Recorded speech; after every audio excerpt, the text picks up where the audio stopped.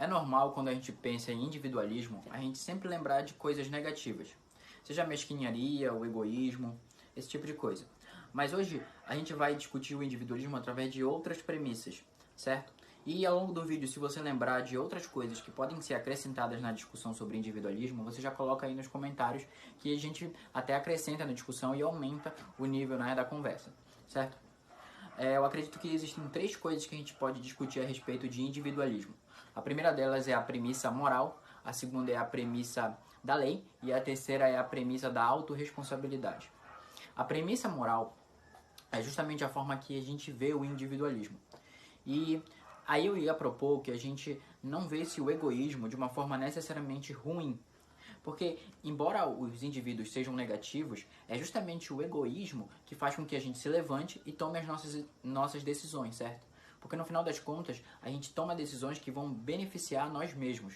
Claro que, em consequência do benefício a nós mesmos, isso beneficia outras pessoas também. Um indivíduo quer alguma coisa, ele quer algum objeto, ele quer outra coisa, então ele oferece o trabalho dele, que vai beneficiar outra pessoa, em troca com aquilo que ele recebe, ele pode comprar aquilo que ele quer, por exemplo. Ou então uma pessoa que gosta de ciência, estuda infectologia, esse tipo de coisa, através daquilo que ele gosta, vai beneficiar outras pessoas com o estudo que ele adquiriu ao longo do tempo, certo? Ninguém estuda 15, 20 anos simplesmente para fazer o bem à humanidade, mas sim porque gosta daquilo. E é disso que eu estou falando a respeito de individualismo, para a gente pensar em individualismo através desse prisma, certo? Nesse sentido, o egoísmo não como algo necessariamente ruim, mas justamente como uma força de ação que promove as ações dos indivíduos, certo? A outra coisa seria justamente diminuir ou tentar construir uma cultura mais de conversa ao invés de ataque às individualidades. Porque justamente em um período de grande polarização política, dar uma opinião é visto hoje como uma ofensa pessoal e não mais como um debate de ideias, certo? Então, a gente deve se atentar para as falácias que a gente mesmo às vezes promove, que é justamente ao discordar de alguém, atacá-la, falar de características físicas ou de outras coisas, ao invés de tentar atacar justamente a ideia dela e tentar convencê-la do contrário. Então, atacar a pessoa, ela é duplamente errada. A primeira coisa, ofende a pessoa, e em segundo lugar, torna ela fechada para sua ideia. O que no final das contas, no sentido utilitário, não serviu para nada, porque a pessoa não vai mais pensar no que você tem para dizer a respeito daquele assunto. Então não faz muito sentido fazer ataques pessoais à pessoa. A outra coisa, a pessoa portar uma ideia, ela não torna ela necessariamente um monstro, certo? Porque é só uma ideia. A ideia em si não pode fazer mal algum. O que faz mal é a pessoa, é esse indivíduo. Então, o sentido moral de entender o individualismo é entender que o indivíduo pode promover ações que podem ser boas e ruins. E o papel é discutir essas ideias, é discutir princípios e não fazer ataques individuais, certo? Ao longo da história, a história se debruçou, inclusive no seu início, até pouco tempo atrás, em ver grandes homens, grandes eventos, mas há pouco tempo atrás os novos historiadores têm se debruçado muito mais ao estudo dos indivíduos e das individualidades. Como a gente tem o Carlos Gisborne, um microhistoriador, que ele fala em um livro dele sobre o queijo e os vermes, ele vai estudar um camponês, uma pessoa pobre da Idade Média. Justamente porque a gente percebeu dentro da história que as decisões subjetivas de indivíduos têm, ao longo do tempo, grandes proporções. Cada indivíduo tomando a sua própria decisão, certo?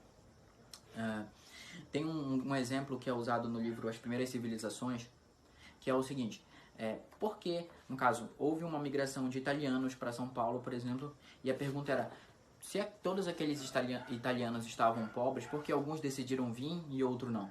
Certo? E isso mudou de alguma forma a história do Brasil e promoveu São Paulo. Então, nesse sentido, as decisões individuais vão promovendo ao longo da história grandes consequências, certo?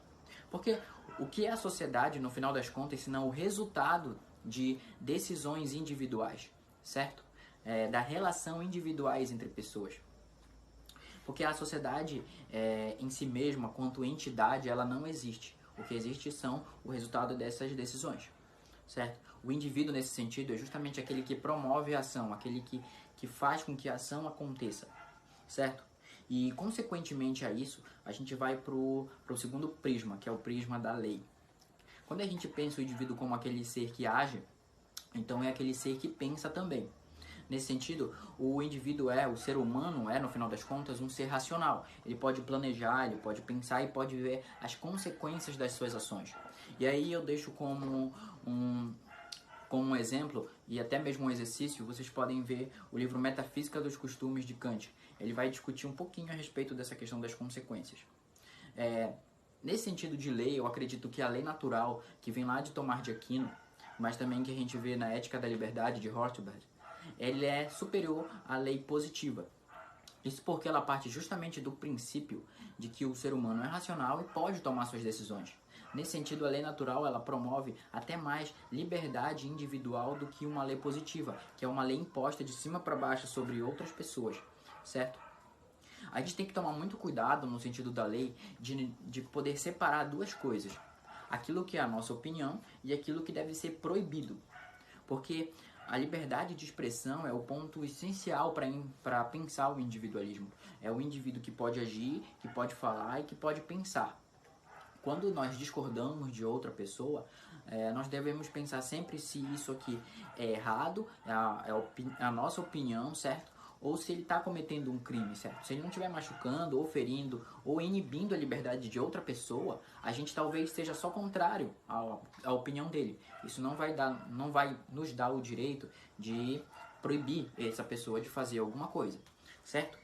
E esse ponto-chave a gente vai emendar para o último ponto dessa discussão, que é a autorresponsabilidade. Depois que a gente reconhece o indivíduo como dono das suas decisões, a gente consequentemente vai chegar no poder que ele tem de mudar o seu próprio destino. E aqui é um ponto-chave que eu chamo de terceirização da moral, que é quando a gente coloca a nossa responsabilidade sobre outras coisas. Podem ser outras pessoas ou podem ser instituições, como o próprio Estado, a religião, a cultura, etc. A autorresponsabilidade é um termo-chave para a gente pensar o individualismo, porque é quando o indivíduo ele toma conhecimento de si e ele toma o conhecimento de que as ações dele podem ter consequências boas e consequências ruins, certo? Nesse sentido, a gente tem que pensar o nosso próprio insucesso como consequência das nossas ações e ter cuidado para que a gente não atribua a outros o resultado do nosso insucesso, porque no final das contas isso pode parecer inveja às vezes. Certo? Esses eram os 3 pontos que eu queria levantar aqui. E se você pensar outros, você pode colocar aí nos comentários, certo?